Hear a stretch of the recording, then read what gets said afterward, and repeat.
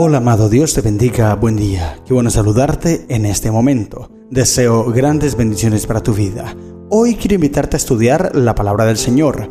Nos corresponde leer el capítulo número 3 de la primera carta a los Corintios. En este capítulo, el apóstol Pablo continúa su argumentación sobre la importancia que hay en la humildad y la unidad en la iglesia. Mira que ya llevamos 3 capítulos hablando de una temática parecida, similar, y es la humildad, aunque en diferentes palabras, pero el punto al cual quiere llegar Pablo es el mismo. La iglesia estaba dividida, había mucho orgullo en la iglesia y ahora Pablo habla acerca de esto, de la humildad, y aprendemos que la iglesia es el templo de Dios y que los creyentes son los sacerdotes que deben cuidar y mantener el templo de Dios.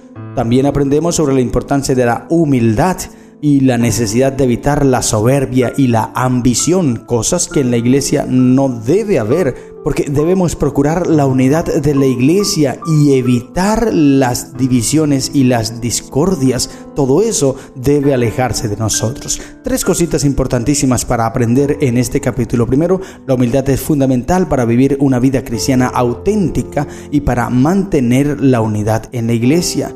Segunda lección, la iglesia es un cuerpo unido y los creyentes deben trabajar juntos para mantener la unidad y la armonía. Debemos pensar en esto. Somos un cuerpo, cada uno de nosotros somos miembros del cuerpo de Cristo y tenemos funciones diferentes, sí, pero tenemos que unirnos todos. Y tercero, la ambición y la soberbia pueden llevar a la división y la disputa en la iglesia y deben ser evitadas a toda costa. Todo eso, la soberbia, la ambición no puede tener cabida en la iglesia porque esto divide, esto no une. Así que debemos pedirle al Señor, Señor, te pido que me ayudes a entender y a aplicar los principios de la humildad y la unidad en mi vida diaria. Ayúdame a ser un instrumento de tu amor y tu gracia para con los demás. Es la oración que debemos hacer y permitir que en la iglesia haya unidad. Mensajes selectos hablando acerca del capítulo 3 de la primera carta de Corintios. En la página 74 del año 1899 dice la sierva del Señor. Mira bien, presta la atención. Cada miembro de la iglesia debiera leer el 3er capítulo de la primera epístola a los Corintios con cuidadosa consideración y con oración. El primer capítulo y el segundo de esta epístola preparan el camino para el tercero, y en esto hay lecciones para cada miembro de iglesia en nuestro mundo. La causa de sus dificultades se revela claramente. Así que es muy importante, demasiado vital, que le prestes atención al capítulo 3 de la primera carta a los Corintios. Léelo con detención, analízalo, profundiza. Tiene 23 versículos solamente. Es corto, fácil, sencillo de leer y poder comprender. Recuerda que Dios desea que su iglesia esté unida. Te invito entonces a leer la Biblia. 1 Corintios capítulo 3 dice la Biblia: de manera que yo, hermanos, no pude hablaros como a espirituales, sino como a carnales, como a niños en Cristo. Os di a beber leche y no vianda, porque aún no erais capaces, ni sois capaces todavía. Porque aún sois carnales, pues habiendo entre vosotros celos, contiendas y disensiones, ¿no sois carnales y andáis como hombres? Mira bien lo que menciona Pablo aquí. Las contiendas, las disensiones, los celos, todas estas cualidades son cualidades, valga la redundancia, de personas que aún no han sido espirituales o que no están en Cristo Jesús, sino que son personas carnales. Lo está diciendo el apóstol, lo dice la palabra del Señor. Las contiendas, las iras, las divisiones, todos estos asuntos no son características de unidad, al contrario, son características de tinieblas, de oscuridad, y debemos prestarle mucha atención.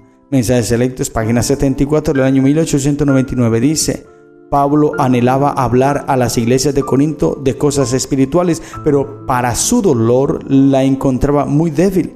Los miembros de la iglesia ni siquiera podían soportar oír la verdad acerca de ellos mismos.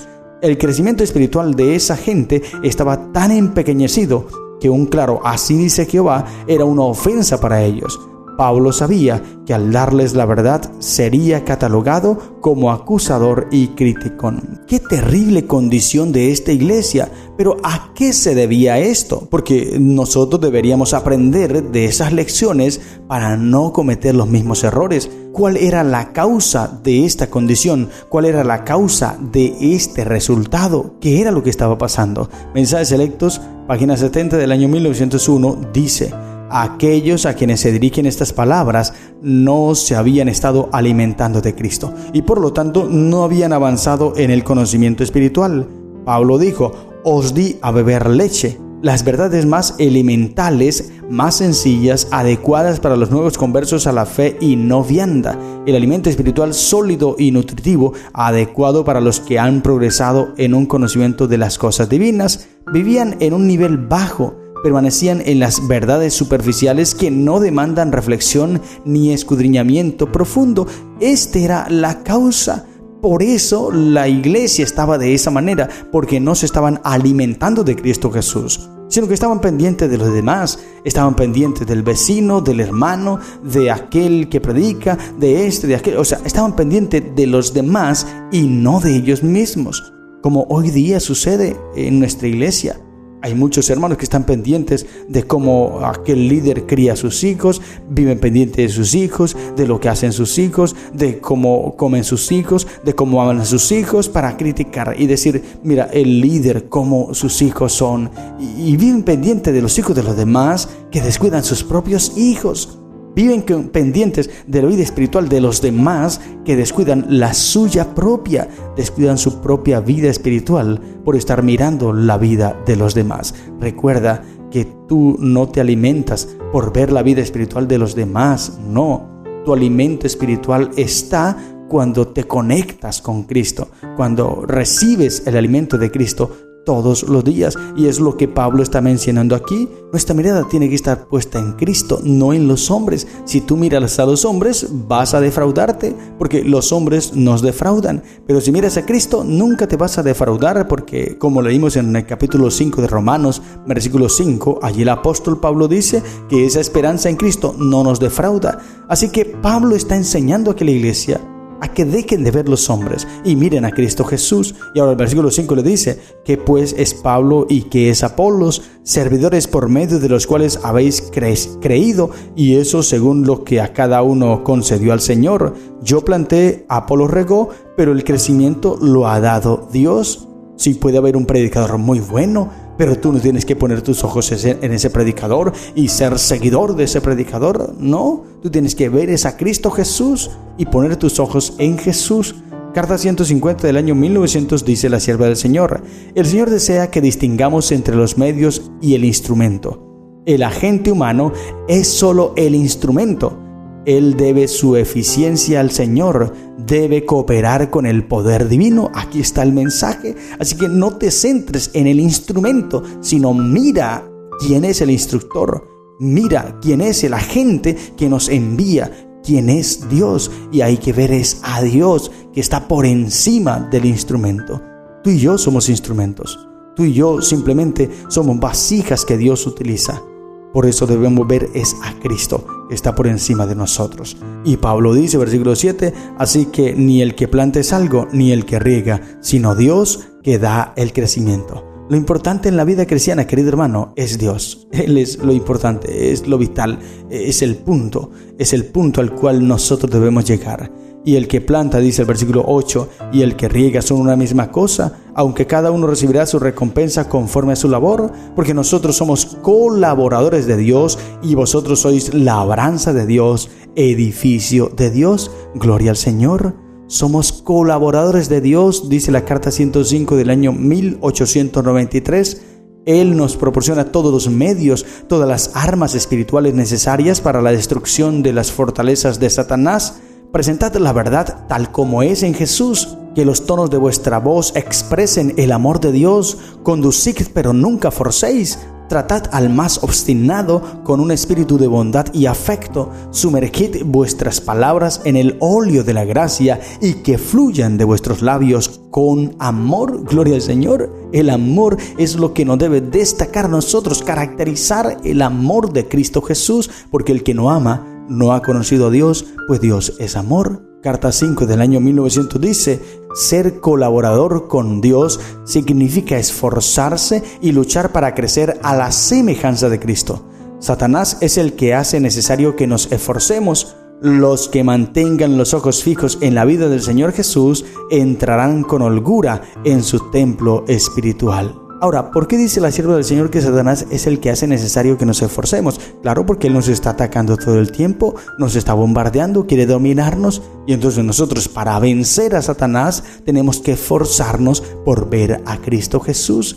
Debemos mantener los ojos puestos en Jesús, en el autor y consumador de nuestra fe, y cuando lo hacemos, ponemos nuestra vista en Jesús, mantenemos nuestra mirada en Cristo, entonces entraremos con holgura en su templo espiritual. Interesante. Mensajes Selectos, página 39 del año 1896 dice: vosotros sois labranza de Dios. Así como uno encuentra placer en el cultivo de un huerto, así también el Señor se complace en sus hijos e hijas creyentes. Un huerto demanda trabajo constante. Debe eliminarse las malezas, deben plantarse nuevas plantas, deben podarse las ramas que crecen demasiado rápidamente. Así trabaja el Señor para su huerto con las plantas que son de Él. No puede complacerse en cualquier crecimiento que no revele las gracias del carácter de Cristo. La sangre de Cristo ha hecho que los hombres y las mujeres sean un encargo precioso de Dios. Por lo tanto, cuán cuidadoso debiera ser cada uno en no sentirse demasiado libre para arrancar las plantas que el Señor ha sembrado en su huerto. Algunas plantas son tan débiles que apenas si tienen algo de vida en ellas, y por estas el Señor tiene un cuidado especial. Importante lo que destaca así la sierva del Señor. Aquellos débiles que a veces nosotros como líderes tratamos mal, que a veces nosotros como líderes somos rígidos, rudos con ellos y los hacemos apartar. Es decir, estamos arrancando estas plantas del huerto de Cristo. Y cosa terrible será para nosotros después cuando Cristo nos encuentre o cuando nos encontremos frente a frente con Cristo allí en el juicio, porque hemos arrancado las plantas de su huerto. Tenemos que cuidar el huerto de Dios, querido hermano, cuidar, alimentar el huerto de Dios, su iglesia. Hay personas de diferentes tipos, algunos son fuertes espiritualmente, otros son débiles, pero nosotros tenemos que amarlos a todos, cuidarlos a todos, regarlos todos los días con el amor de Cristo Jesús. Esto es lo que está enseñando el apóstol Pablo aquí en el capítulo 3 de la carta a los Corintios, porque allí en Corinto habían hombres malos que estaban tratando mal a la iglesia. Y muchos se estaban desviando y se estaban apartando del propósito al cual Dios los había llamado. Y ahora Pablo le dice, versículo 10, conforme a la gracia de Dios que me ha sido dada, yo como perito arquitecto puse el fundamento y otro edifica encima, pero cada uno mire cómo sobreedifica, porque nadie puede poner otro fundamento que el que ya está puesto, el cual es Jesucristo. Redención, las enseñanzas de Pablo de la página 80 dice: Dios no aceptará el servicio más espléndido ni el talento más brillante a menos que esté puesto sobre la piedra viviente fundamental y esté relacionado con ella. Pues solo esto da verdadero valor a la capacidad que se posee y la convierte en un servicio viviente para Dios. Podemos mirar hacia atrás a través de los siglos y ver las piedras vivientes que relucen como antorchas de luz, y a través de los escombros de oscuridad moral, los errores y la superstición. Esas joyas preciosas brillan con un resplandor que aumenta continuamente, no solo por el tiempo, sino por la eternidad. Gloria al Señor. ¿Quién es el que nos permite alumbrar? Cristo.